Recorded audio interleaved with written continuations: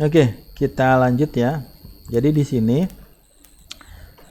di exercise 2 itu adalah mencari tahu tipe data dari sebuah bisa dibilang literal ya, atau angka langsung ya. 6 jadi 6 itu adalah integer ya. 6.0 adalah float.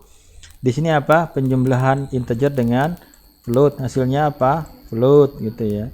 Baru di sini apa? Di sini baru bicara tentang apa tadi? Casting ya, namanya casting. Di sini apa yang kita casting? Yang kita casting adalah, karena di sini ada dua proses sebenarnya. Yang pertama adalah ini adalah float, yang kedua adalah kita ubah menjadi integer, atau sebaliknya integer menjadi float ya. Oke,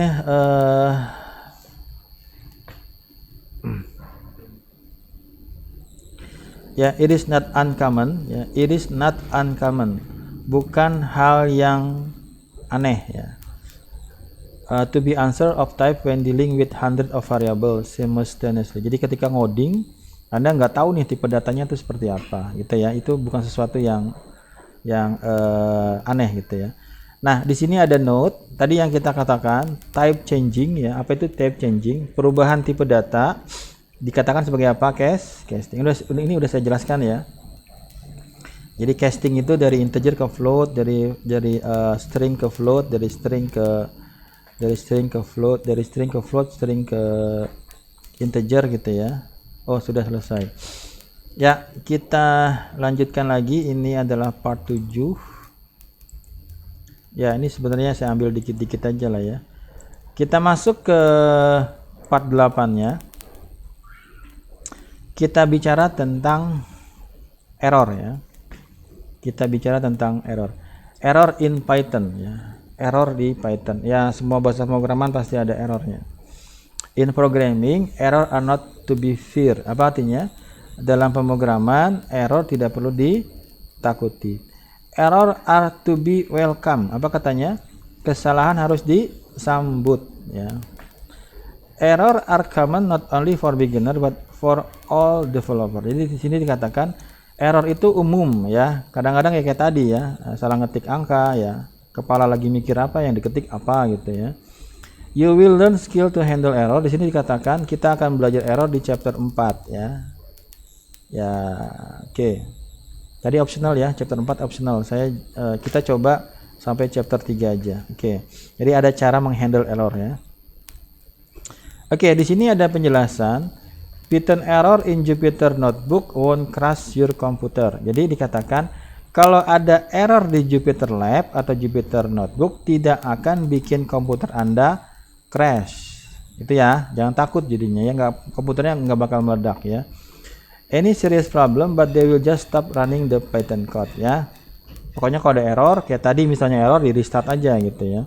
Gampangnya kita restart kernel aja ya. Tidak ada kesalahan yang serius. Ya, saya nggak jelasin yang lebih detail aja ya. Pokoknya intinya adalah jangan takut ketika ketemu sama error. Oke, sekarang kita ketemu dengan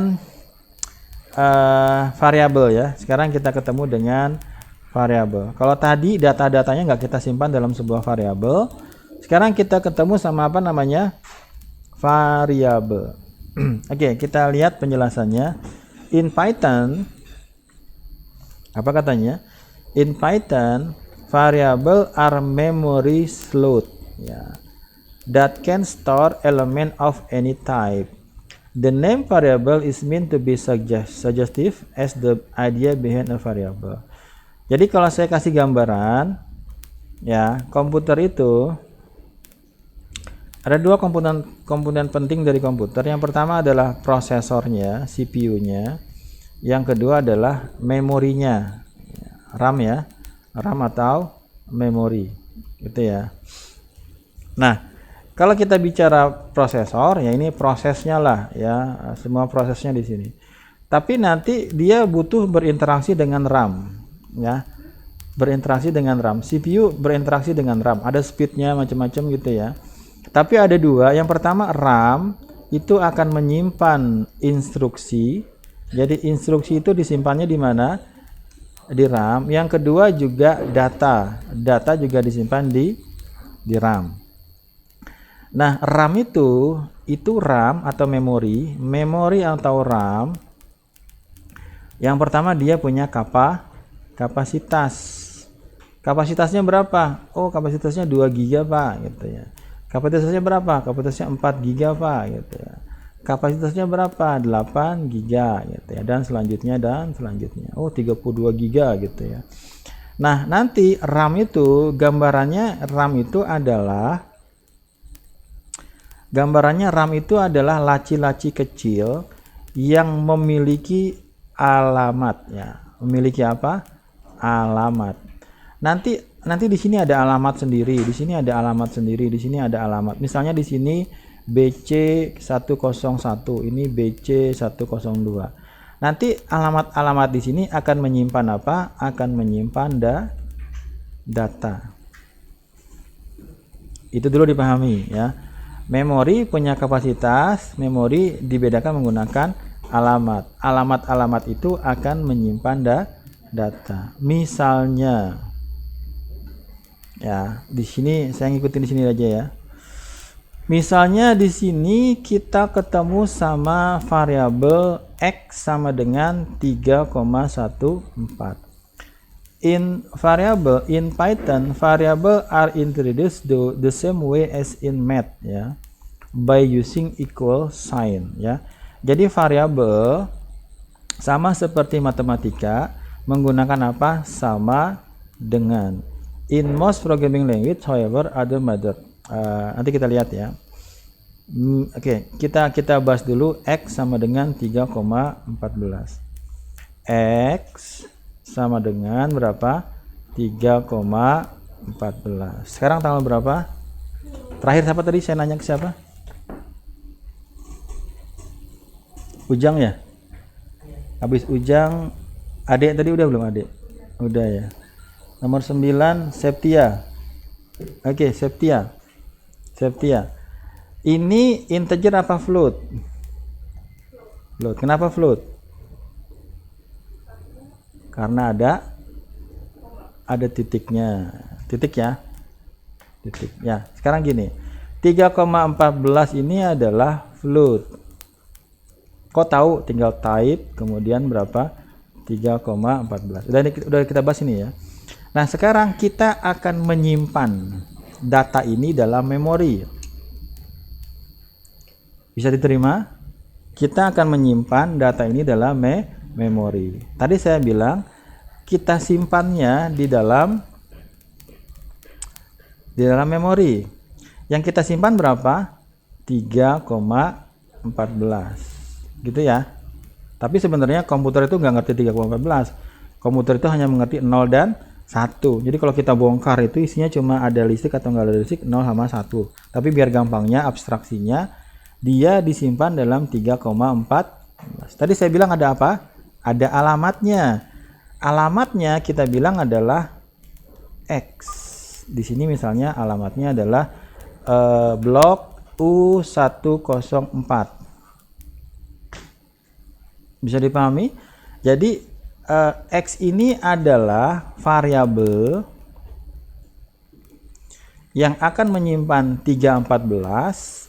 Sebenarnya X ini menyimpannya bukan menyimpan datanya, tapi menyimpan alamatnya. Gitu ya, ini saya detailkan. Jadi X, kita bikin plain aja. X sama dengan 14, jadi X ini adalah sebuah variabel. Ya. Jadi kalau sorry, tadi berapa? 3,14 ya. Ya sama aja sih ya. 3,14. Jadi 314 ini disimpan dalam memori, disimpan dalam memori. Paham ya? Tapi buat mengakses si 3,14 itu yang ditanya adalah X. Ya, ibaratnya ini ada rumah gitu ya. Ya, anggap aja bagus. Nah, si 314 ini tinggalnya ditaruh di rumah yang alamatnya adalah X. Ya, nanti di sini ada alamat misalnya Arya Santika nomor 35 gitu ya. Oke. Jadi gambarannya gini. X akan mereference 3,14. 3,14 ini datanya. Dia punya apa? Dia punya alamat. Alamatnya berapa? Alamatnya misalnya blok D4 gitu ya. Misalnya ya, blok D4 nomor 11 misalnya. Ini di memori ya. Ini juga sebenarnya di memori juga. Nah, si X ini sebenarnya apa yang disimpan sama dia? Yang disimpan sama dia adalah alamat dari datanya. Blok D4 nomor 11. Yang disimpan sama variabel itu bukan datanya, tapi alamat dari datanya. Jadi ketika dia pengen tahu, dia tinggal lihat alamatnya. Alamatnya berapa? Oh, blok D nomor 11. Blok D nomor 11 siapa isinya? Isinya adalah 3,14. Tapi biasanya biar gampangnya X itu menyimpan 3,14. Si X tahu alamat dari 3,14. Bisa dipahami ya? Itu adalah variabelnya. Ya, silakan. Ya, itu adalah variabelnya ya. Jadi kalau mau detail seperti itu. Jadi sebenarnya yang disimpan oleh variabel itu bukan bukan datanya, tapi apa? Alamat dari datanya ya, alamat dari datanya. Bisa diterima ini? Coba kita berputar-putar lebih lanjut lagi ya. Misalnya kita punya tadi apa? Coba kita praktekkan di Jupyter notebooknya. Oke. Ya, sekarang coba kita bahas. Ini variabel ya. Kita masuk di variabel. Oke ya. Tadi saya bilang apa? X sama dengan 3,14. Oke ya. Itu pertama dulu ya. X sama dengan 3,14. Kalau kita print X, yang di print adalah 3,14. Ya. Tapi kalau kita print kemudian ID dari X, ini adalah representasi dari memori. Saya nggak bilang ini alamat di memori. Kalau di C++ benar-benar alamat di memori. Tapi kalau di Python dibilangnya adalah ID dari X-nya. Maka ID-nya berapa? Atau kalau bisa dibilang ya ini adalah gampangnya adalah alamat dari X-nya ya. Oke.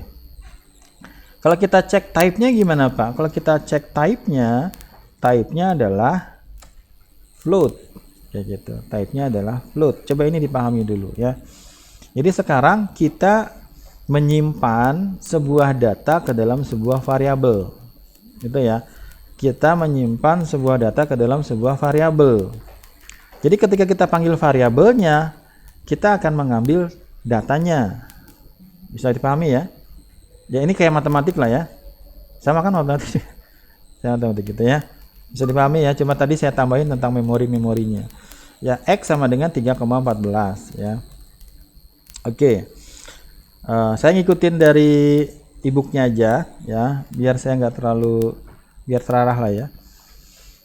Ya, di sini dikatakan however, kalau kita kasih perintah 3,14 sama dengan X ya, kalau di matematik kadang-kadang bisa kayak gini ya. 3,14 sama dengan X. Kalau di matematik ini bisa ya, karena persamaan. Nanti saya jelasin perbedaannya.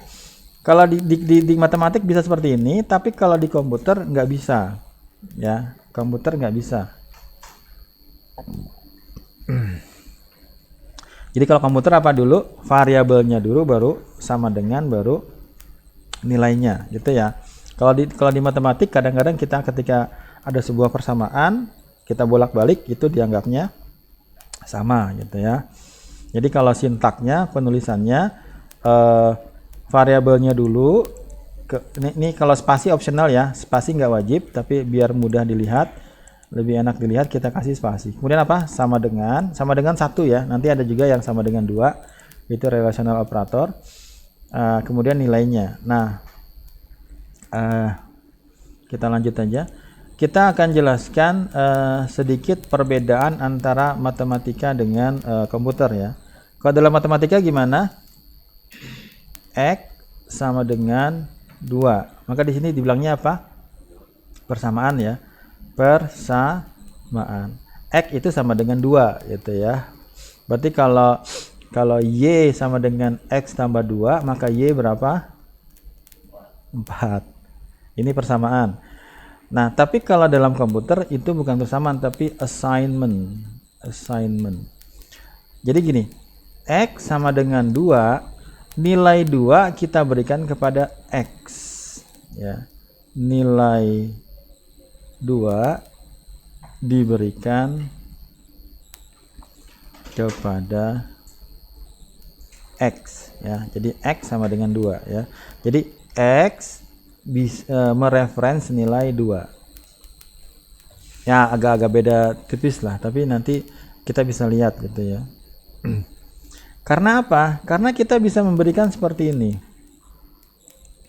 Kalau saya punya X sama dengan 2, kemudian saya bilang X sama dengan X tambah 2, maka nilai X berapa? Nilai X di sini sama nilai X di sini sama apa enggak? Kalau di matematik bisa enggak?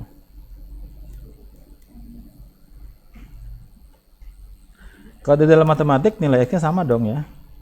Karena variabelnya sama. Tapi kalau di sini kalau di komputer ada dua perintah yang kita lakukan. Yang pertama, kerjakan dulu yang sebelah kanannya. Ini yang pertama. Hasilnya kita berikan kepada yang sebelah kiri. Berarti apa dulu yang kita kerjakan? X tambah 2. Nilai X berapa? Nilai X kebetulan 2. Berarti sekarang berapa? X sama dengan 4. Jadi kalau di sini X-nya adalah 2, di sini nilai X-nya berapa? 2. Tapi kalau di sini nilai X di sini berapa? 4. Karena apa? Kata kita mengassign. Jadi gini, X sama dengan X tambah 2 dengan X sama dengan 2. Di sini dikerjakan dulu, hasilnya kita berikan kepada X yang sebelah kiri. Maka X di sini berapa nilainya? 2. Nilai di sini nilainya berapa? 4. Bisa dipahami ya? Jadi urutannya adalah kerjakan dulu yang sebelah kanan. Kalau sudah selesai, hasilnya kita berikan kepada sebelah kiri. Kayak gitu. Di matematik nggak nih? Di matematik nggak bisa seperti ini. Di matematik X-nya semuanya sama nilainya, gitu ya. Semuanya 2. Maka ini error ya. X sama dengan X plus 2 itu nggak ada ya.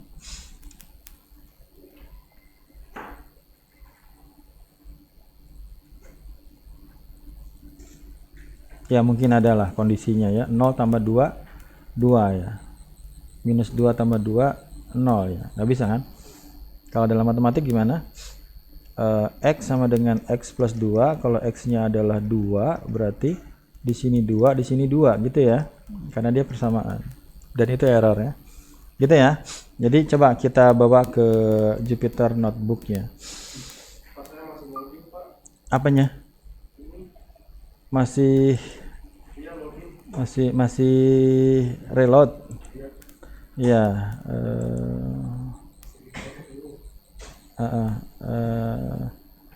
Ya. Coba pakai ininya aja, pakai gini. Anda buka Anaconda Prom coba. Sebenarnya ini nggak pakai ini juga bisa ya. Buka Anaconda Prom. Iya close aja. Apa atau enggak di restart aja coba. Di itu nge-lag ya, nge-hang. Oke, coba kita coba di sini. Tadi apa? X sama dengan 10 gitu ya. Berarti X-nya berapa? X-nya 10. Coba kita lihat ID dari X-nya. ID dari X-nya. ID X-nya berapa? 94 706683567712. Oke. Sekarang apa tadi? X sama dengan X ditambah dengan 2. Nilainya berapa? Nilainya adalah 12. Yang menariknya adalah coba kita cek ID-nya. ID-nya sama apa enggak?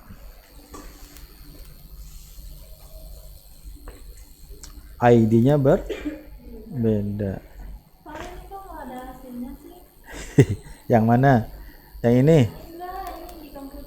Yang mana perintahnya apa? Nah ini emang gak ada outputnya ini mah.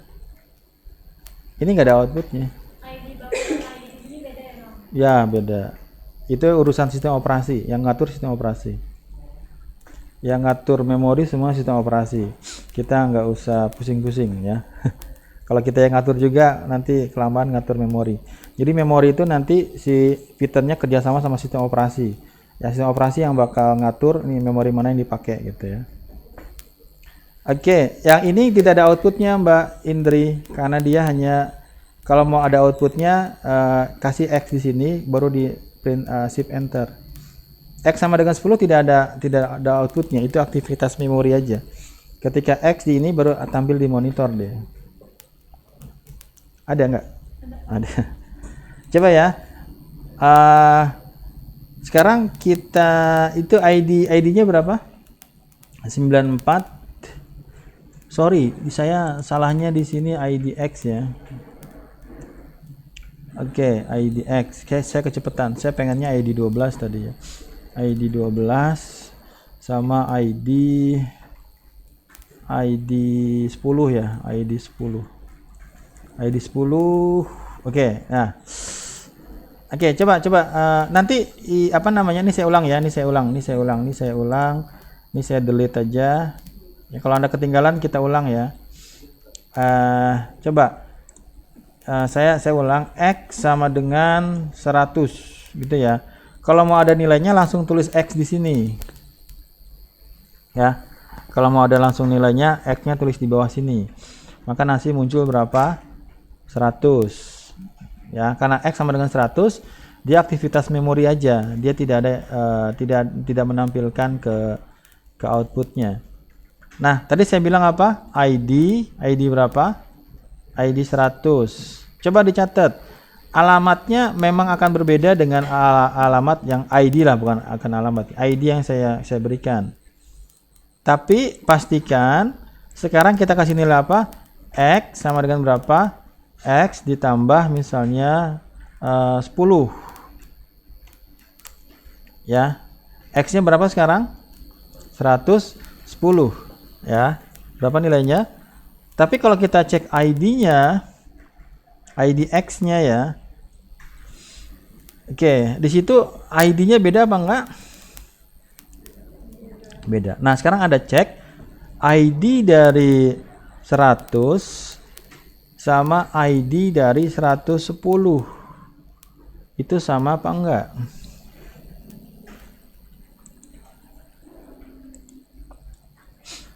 Ya. Sama. Beda gini ya. Ini saya detilin di sini ya. Awalnya berapa? X sama dengan 100. Berarti X menyimpan alamat dari 100. Alamat 100 berapa? Misalnya 264 gitu ya. Berarti X menyimpan siapa? 264. Sekarang X sama dengan 100 ditambah 110. Berarti sekarang X itu akan mereference kepada data yang berbeda. Alamatnya beda kan? Misalnya 265. Maka kalau kita cek berapa dia? 265. Maka tadi saya bilang coba cek ID X-nya di sini sama ID X-nya di sini karena X-nya sudah menyimpan objek yang berbeda. Tapi menariknya adalah kalau kita cari ID 100 sama ID 110 ya nilainya akan sama. Silakan Anda pikirkan. Bisa paham apa enggak?